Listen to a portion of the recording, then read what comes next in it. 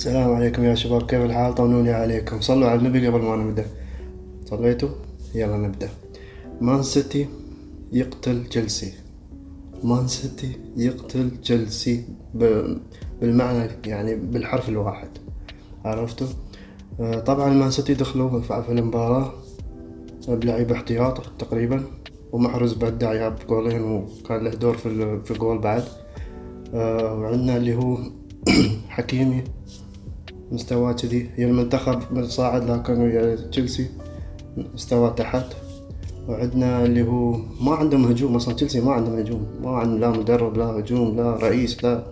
تشيلسي خلاص فريق متكامل لكنه ما يعرف شي يسوي. عندهم يعني اسماء حلوة لكن ما يعرفون شي يسوون. ما ادري، غريب هذا الفريق يا اخي. اكتبوا انتم في الكومنتس شو رايكم في تشيلسي، ليش يعانون، شو السبب، شو سبب المعاناة. شاركوني يا اخوان. سلام.